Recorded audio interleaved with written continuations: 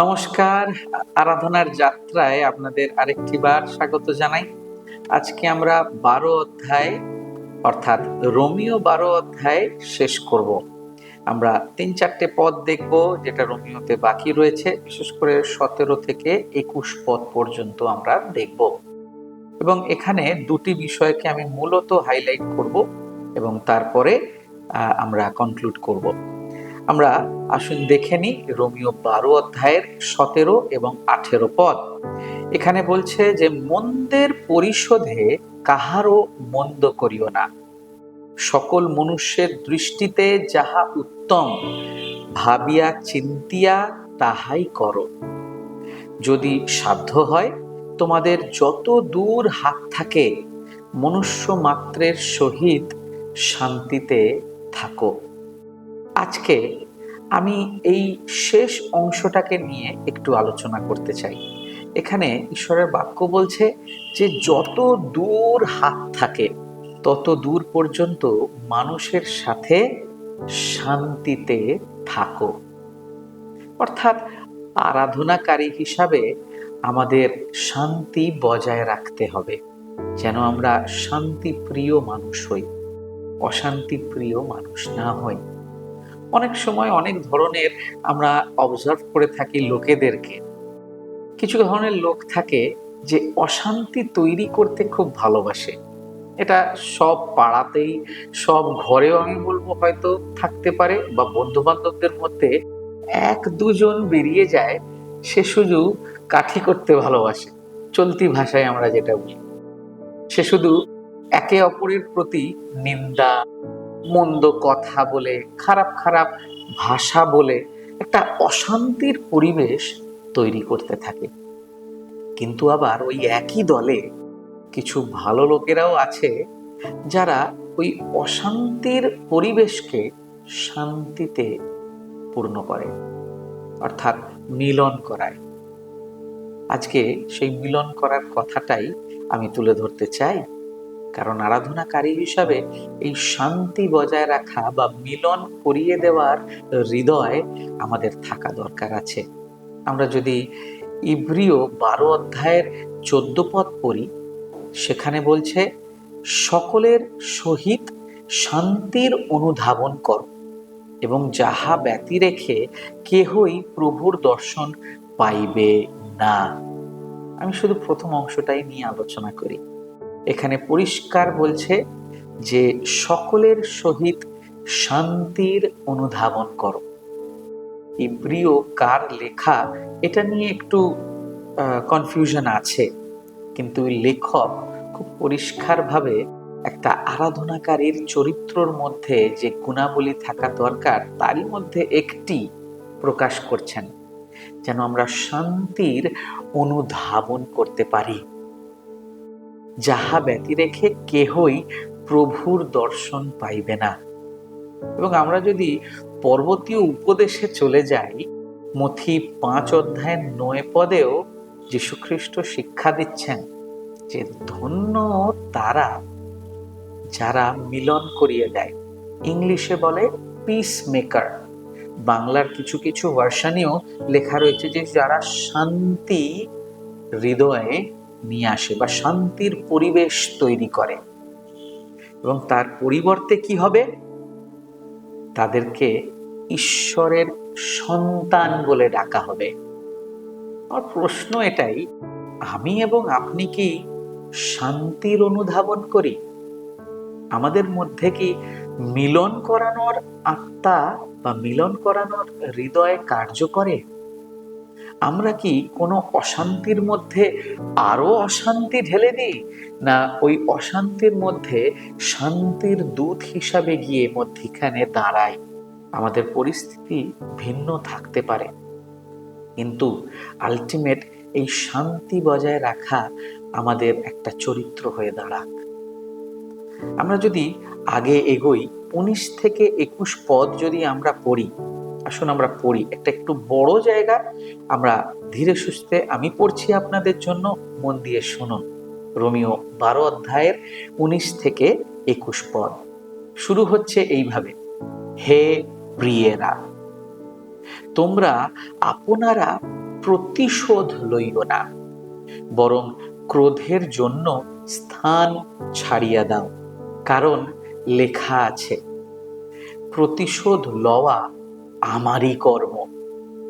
লেখা আছে শব্দটা যেখানেই আমরা বাইবেলের পাবো, এটা আমাদেরকে জেনে রাখতে হবে যে নিশ্চিতভাবে পুরাতন নিয়মের কোথাও না কোথাও লেখা আছে। আপনি এই অংশটি পাবেন দ্বিতীয় বিবরণ 32 অধ্যায়, মেবি 25 পদে। আপনাকে দেখতে হবে কোথায় লেখা আছে। সুতরাং লেখা আছে, প্রতিশোধ লওয়া আমারই কর্ম, আমি প্রতিফল দিব, ইহা প্রভু বলেন। বরং তোমার শত্রু যদি ক্ষুধিত হয়, তাহাকে ভোজন করাও, যদি সে পিপাসিত হয়, তাহাকে পান করাও, কেননা তাহা করিলে তুমি তাহার মস্তকে জ্বলন্ত অঙ্গারের রাশি করিয়া রাখিবে। তুমি মন্দের দ্বারা পরাজিত হইও না, কিন্তু উত্তমের দ্বারা মন্দকে পরাজয় করো।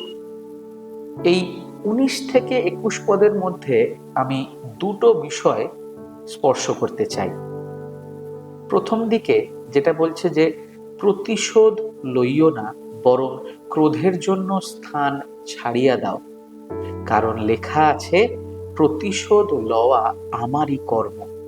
রিভেঞ্জ আমাদের কাজ নয় আরাধনাকারী হিসাবে। ঈশ্বরের বাক্য পরিষ্কার বলছেন যে রিভেঞ্জ ঈশ্বরের, প্রতিশোধ ঈশ্বরকে নিতে দিন। আমি আমার একটা সাক্ষ্য আপনাদের কাছে দিতে চাই। অনেক বছর আগে 21শে ফেব্রুয়ারি বাংলা ভাষা দিবস আমরা সবাই জানি, এবং কলকাতার আমরা কিছুজন লিডাররা মিলে এই বাংলা ভাষা দিবসে আমরা সিদ্ধান্ত নিয়েছিলাম যে পশ্চিমবঙ্গে কয়েকজন আছেন, সবাইকে তো নয়, কিন্তু কয়েকজন আছেন যারা বয়স্ক এবং তারা সারা জীবন তাদের এই বাংলার জন্য, পশ্চিমবঙ্গের জন্য বলিস্বরূপ দিয়েছেন, ঈশ্বরের রাজ্যের জন্য নিজেদেরকে সমর্পণ করেছেন, এবং আমরা সেদিনকে তাদের সম্মান করব। এবং খুব সুন্দরভাবে সেই অনুষ্ঠান হয়, একটা সাকসেসফুল অনুষ্ঠান হয়, এবং শেষে সবাই খেতে বসেছে। হঠাৎ করে একজন বাংলার অধ্যাপক, আমি নাম নেব না, কোন ইউনিভার্সিটির সেটাও বলবো না, সেই বাংলার অধ্যাপক হঠাৎ করে খাবার টেবিলে অনেকের সামনে, প্রায় 10 জন বসেছিল, আমাকে বলল যে তুমি এই বয়সে বাংলায় কি গান লিখবে হে? তুমি কি রবীন্দ্রনাথের মতো লিখতে পারবে? তুমি কি কাজী নজরুলের মতো লিখতে পারবে? তোমার মধ্যে বাংলার বিদ্যা কি আছে যে তুমি বাংলায় গান লিখবে? কোথাও না কোথাও আমার খুবই খুবই অপমান লেগেছিল বন্ধুরা, এবং এটা আপনিও থাকলে আমার জায়গায় সেটাই হতো। কিন্তু আমার রিয়াকশন কিছু ছিল না, আমি কিছু বলতে পারিনি এবং বলতে চাইও নি। এবং খুব কষ্টের সঙ্গে সেই রাত্রে আমি বাড়ি ফিরি চোখের জলে, এবং আমি প্রার্থনা করি যে প্রভু এই পরিস্থিতি থেকে আমাকে বার করো। তার কিছু বছর পরে ঈশ্বর আমাকে একটা গান দেন, ফিলিপিও তার 2 অধ্যায় থেকে।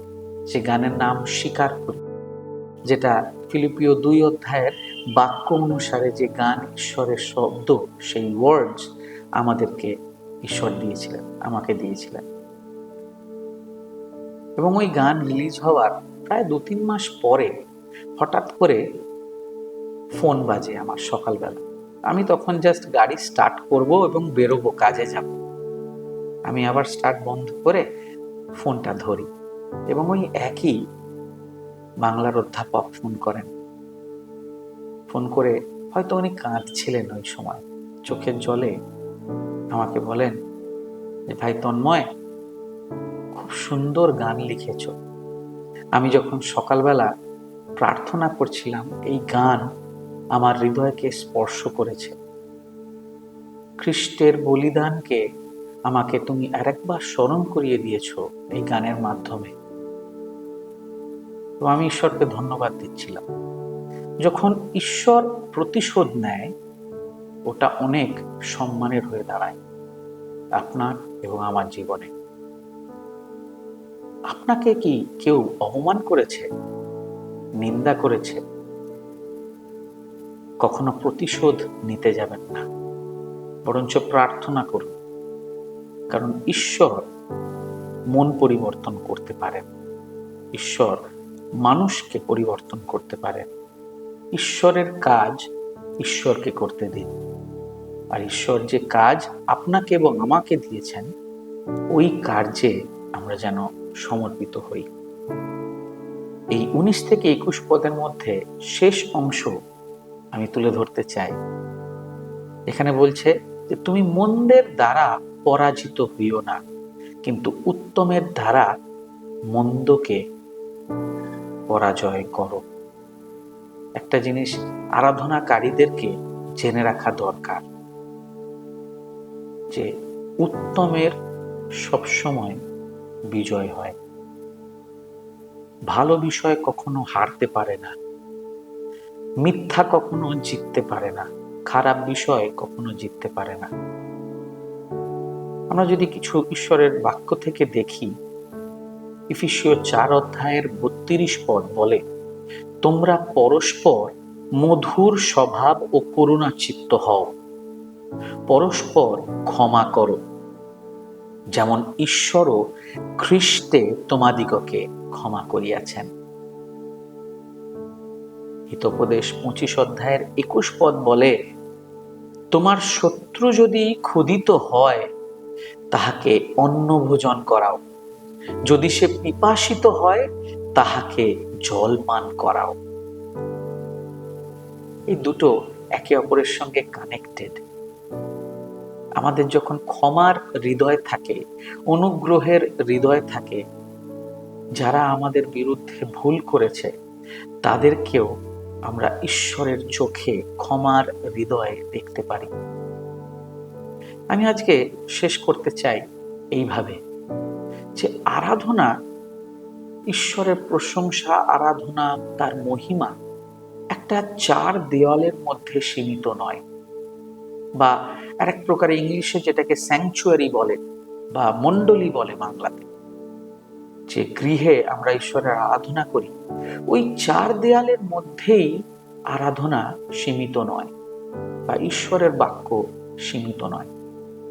আমাদের ব্যবহারে, আমাদের জীবনযাপনে, আমাদের ভালোবাসায় প্রকাশ করা, সেবা করা, দান করা, ক্ষমা করা একে অপরকে, দয়াশীল হওয়া একে অপরের প্রতি, ধৈর্যতা বজায় রাখা, করুণাবিষ্ট হওয়া এবং ঈশ্বরের কাছে নত হওয়া, এটা ঈশ্বরকে খুশি করে, এটা ঈশ্বরের মহিমাকে প্রকাশ করে। আজকে যখন আমরা রোমীয় 12 অধ্যায়কে শেষ করছি, আসুন এই চিন্তাধারা নিয়ে আমরা বৃদ্ধি পাই, আমরা এগিয়ে যাই, যেন আমরা একে অপরকে সেবা করতে পারি, ক্ষমা করতে পারি, ভালোবাসতে পারি। ঈশ্বরের বাক্য বলে যে ভালোবাসা নিষ্কপট হোক। আমরা যেন নিষ্কপট ভালোবাসা দেখাতে পারি, প্রকাশ করতে পারি কার্যে। আমি বিশ্বাস করি ঈশ্বর আপনাদের প্রত্যেককে আশীর্বাদ করেছেন। আমরা আগামী অনুশীলনে রোমীয় 13 অধ্যায় 14 অধ্যায় দেখব। ঈশ্বর আপনাদের প্রত্যেককে আশীর্বাদ করুন। আমেন।